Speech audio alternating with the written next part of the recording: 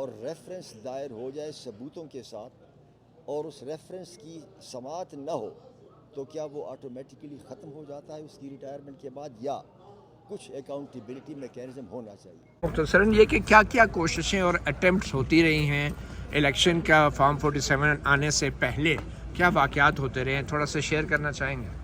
دیکھیں 45 جب مل گیا ساروں کے ہاتھوں میں تو ظاہر ہے کہ نتیجہ سبھی کو پتہ تقریباً چل گیا کہ کہاں پر سٹینڈ کرتے ہیں. تو پھر ضلع سبحانی جن کو تاج پوشی کے لیے لایا گیا تھا ان کو بھی اپنی اوقات دکھا دی گئی کہ یہ بھائی صاحب آپ اپنے کرتوت دیکھ لیں. اس طرح سے آپ کو ذلیل اور رد کیا ہے پاکستان کی عوام نے. لیکن لندن پلان تو باہر کا تھا ہی پھر، اور پھر جو کچھ ہوا آپ کے سامنے ہے کہ ہماری 50 سیٹیں جو ہیں بشمول محترم نواز شریف صاحب کے جو ہارے ہوئے تھے اور خواجہ آصف صاحب جو واضح طور پر جو ہے ہارے ہوئے تھے شکست، اور اسی طرح اور بھی 50 جو ہیں اگر میں نام لینا شروع کر دوں تو وہ ان کو جو ہے جس انداز بھونڈے طریقے سے پھر فارم 47 میں ریورس کیا گیا. اور پھر اس کے بعد چونکہ اس وقت ٹیک اوور کر لیا گیا تھا راجہ نے ہمارے اکرم صاحب کو، اپنا سلمان اکرم کو نکال دیا، اس کی بیگم کو نکال دیا، بائی آرڈر نکال دیا، اور وہ ٹیک اوور کر کے تو فارم 47 کو جس طرح سے پر کیا گیا ابھی تک جاری ہے کہ فارم 47 کو جو ہے انہوں نے کہا اب سنکرونائز کر دو اس کے مطابق جو فارم 47 میں آپ نے لکھا ہے، اور ہمارے پاس سارے وہ ریکارڈز موجود ہیں. اور اب یہ کہیں گے کہ جی یہ تو متنازع کویسچن آف فیکٹ آ گیا ہے.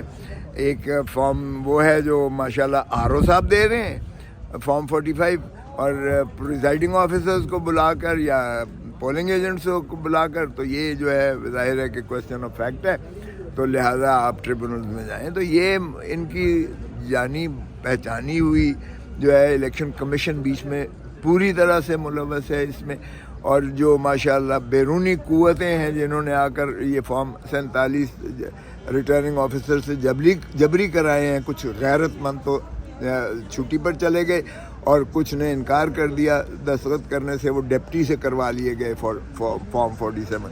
تو ہم نے پہرا دیا باہر کا.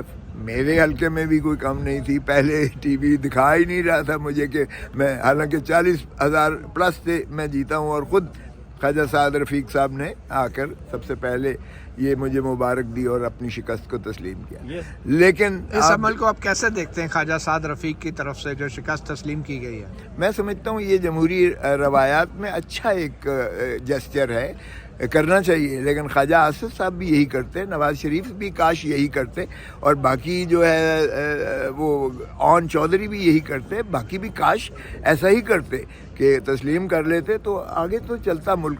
اب ان کو شرم بھی نہیں آتی ہے یار. خواجہ صاحب نے تو خود assembly floor of the house کہا تھا کہ کوئی شرم ہوتی ہے، کوئی حیا ہوتی ہے. یار کوئی شرم اور حیا ہوتی ہے؟ میں حیران ہوتا ہوں، وکٹری اسپیچ کرنے چلے گئے یہ جو ہے. او بھائی کس کو بے وقوف بنا رہے ہو؟ ساری قوم نے دیکھا، ساری دنیا نے دیکھا، ساری ملک نے دیکھا، اور دنیا ساری میں چرچا ہو رہا ہے اس چیز کا. اور فارم 45 لکھ کے آپ کے ریٹرننگ آفیسرز نے، پریزائڈنگ آفیسرز نے سارے دیے ہوئے ہیں. ہمارے اس میں ایک ہم نہیں تھے پولنگ ایجنٹ، صرف پی ٹی آئی کے نہیں تھے، پولنگ ایجنٹس جماعت اسلامی کے بھی تھے، پولنگ ایجنٹس تحریک لبیک کے بھی تھے، پولنگ ایجنٹس تو باقی ساری پارٹیوں کے بھی تھے، ان کے پاس بھی وہی فارم ہے. تو کیا وہ سارے جعلی ہیں فارم؟ اور آپ نے جو ایک ہی اسٹیمپ لگا کے یا ایک ہی انگوٹھا لگا کے یا ایک ہی قلم استعمال کرتے ہوئے آپ نے جو کیا ہے، اب اس کو کہیں گے جی کویسچن آف فیکٹ ہے اور جائیں جا کے. یہ جو ابھی یہاں پر جو آزاد امیدوار جیتے ہیں، یہ بکنے کے لیے اور ڈالر کی بوریاں کھل گئی ہیں، کہیں اس میں تو شرم ان کو آنی چاہیے جنہوں نے یہ جو ہے حرکت شروع کی ہوئی ہے، یا جو تصور کرتے ہیں وہ اپنی ماں کا نہیں ہوگا، وہ اس سے بڑا بے غیرت ہو نہیں سکتا ہے جو پیسے لے کر بکتا ہے اس طریقے سے، وہ اپنی ماں کو بیچتا ہے. شرم آنی چاہیے. کل پی ٹی آئی سے جو جیتے ہیں سیکرٹری جنرل تھے لاہور کے، وہ چلے گئے نون لیگ میں، اور ان کو اغوا کیا گیا، اور اس کے بعد سافٹ ویئر ان کا جو بھی ریورس کیا گیا، جس طرح بھی کیا گیا. آج وہ ذرا علاقے میں جا کے دیکھیں، ان کے گھر والے بھی ان کو گھر میں گھسنے نہیں دے رہے ہیں. تو ان کے ساتھ جو حشر ہونا ہے، اور وہ ویسے بھی ڈسکوالیفائڈ ہیں کیونکہ وہ آزاد شہزاد کوئی بھی نہیں ہے، کوئی آزاد نہیں ہے. میں ایک بتاؤں آپ کو، ہم نے PTI لکھا تھا فارم پر اور حلف نامے موجود ہیں, وہ آپ کے چینل دکھا بھی رہا ہے. اور اس لیے اور PTI بین نہیں ہوئی ہے as a party, as a political party. Pakistan Tehreek Insaf آئینی قانونی طور پر ایگزسٹ کرتی ہے, سو ہم PTI کے ہیں. اور اگر سمبل لے لیا گیا ہے اس کا مطلب یہ نہیں ہے کہ ہم PTI کے ہی نہیں رہے ہیں اور آزاد ہو گئے. آزاد تو اس لیے کہ آپ لوگوں نے, میڈیا ساری نے آزاد کہنا شروع کیا تو آزاد بنا دیے گئے. ہم نہ آزاد ہیں اور نہ آزاد تھے اور نہ آزاد ہوں گے. تو اس لیے جس نے بھی ڈیفیکٹ کیا ہے ہم اس کے خلاف کارروائی بھی کریں گے, تعذیبی بھی ہوگی, اس کو سیٹ بھی اس کی وہ جو ہے ختم ہو جائے گی. اور اس کا ووٹ اگر کوئی لینے کی خواہاں ہے یا کوشش کر رہا ہے تو آپ کو پتہ ہے سپریم کورٹ کا فیصلہ بڑا واضح ہے, وہ کوئی اس کا جو ہے ووٹ کارگر بھی نہیں ہوگا, وہ ضائع ہو جائے گا. کھوسا صاحب یہ بتائیں کہ آپ کے خیال میں جو کچھ بھی اس الیکشن میں ہوا ہے اس کا اگر کوئی ایک شخص ذمہ دار ہے تو وہ کون ہے؟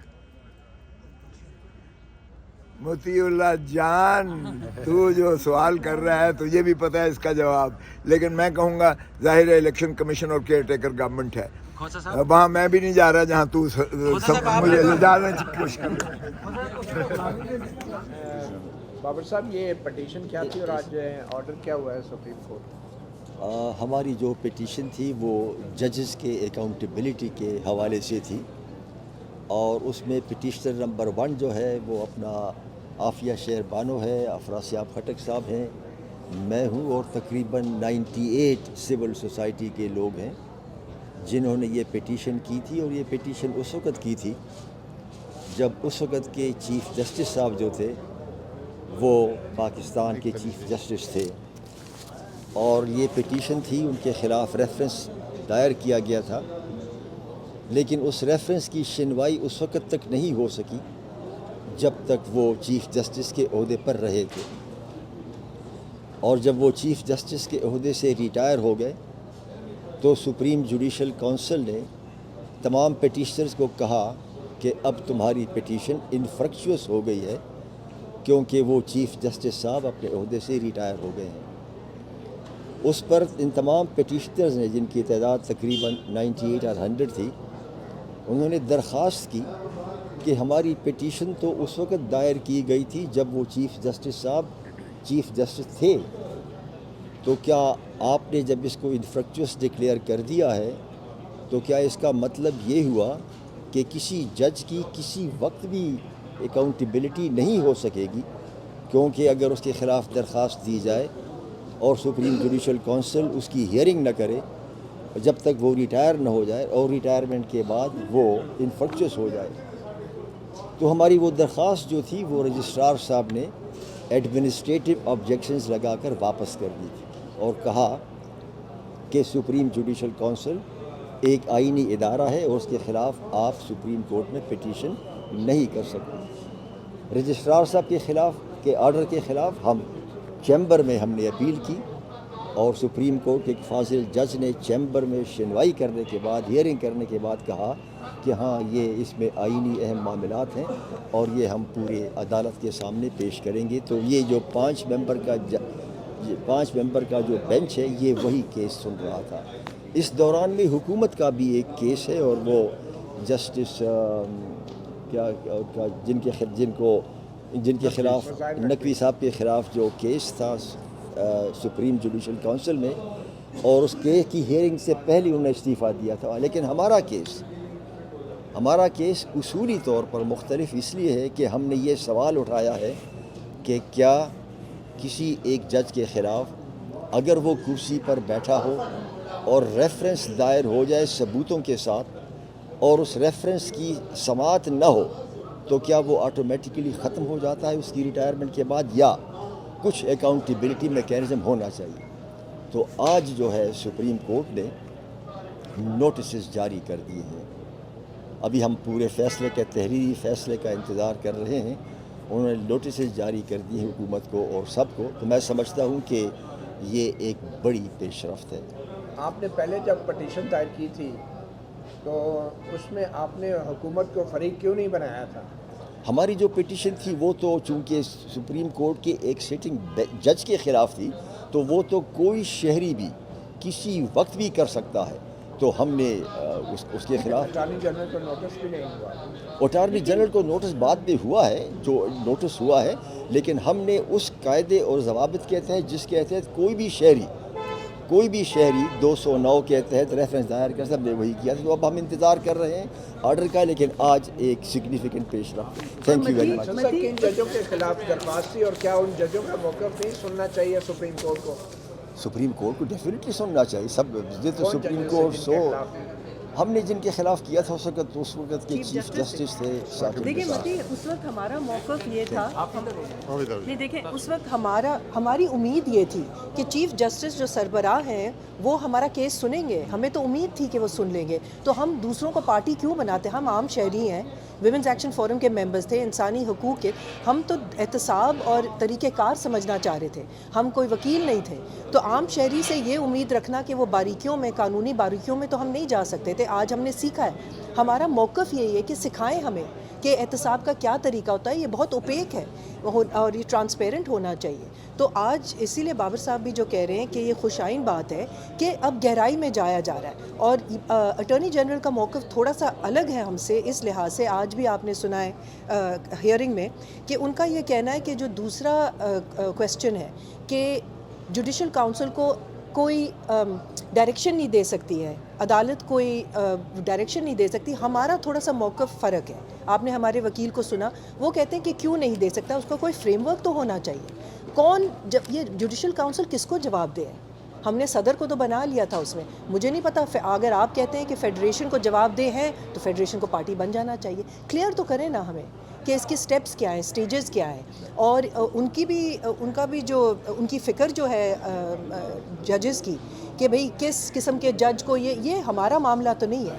یہ طے کریں آپس میں اور یہ کلیئرلی سب کو بتائیں شہری کو کہ کیا اس کا سٹیپس، طریقہ کار، کون سی سٹیپ پہ کس قسم کا احتساب ہونا چاہیے اور کس آئینی شک کے مطابق. آپ ججوں کے خلاف تو شکایت کر رہے ہیں، لیکن جو قوتیں ججوں کو استعمال کرتی ہیں ان کے خلاف آپ بے بس کیوں ہیں؟ آپ کی سول سوسائٹی نہیں بے بس سول سوسائٹی تو بہت سے طریقے سے ہے اور بہت سے. آج انہوں نے ووٹ ڈالا ہے اور وہ ان شہریوں کا ووٹ تو آپ اس کو عزت نہیں دے رہے ہیں. تو آپ ہم سے تو بہت بڑا سوال پوچھ رہے ہیں. چھوٹی چیزوں میں بھی جب ہم چاہتے ہیں کہ ہمارے حقوق پورے ہوں وہ تو ملتے نہیں ہیں. تو یہ سول سوسائٹی کا مقصد اور توقعات ہی یہ ہوتے ہیں کہ ادارے جو ریاست کو ہم مانتے ہیں، ہم کوئی وہ انتشار پسند تو نہیں ہے، ہم ریاست کو مانتے ہیں. ہم چاہتے ہیں یہ ادارے بہتر ہوں، احتساب دیں، ہمیں جواب دیں، ہوں ہمارے لیے کھلیں. یہ نہیں کہ بند ہو ہر سارے دروازے. اور تو یہ بہت اچھی بات ہے. 5 سال کے بعد دروازے کھلے ہیں. اب وہ ہم اس کے ساتھ چلیں گے اور اٹارنی جنرل اپنے سوال پوچھیں، ہم اپنے پوچھیں.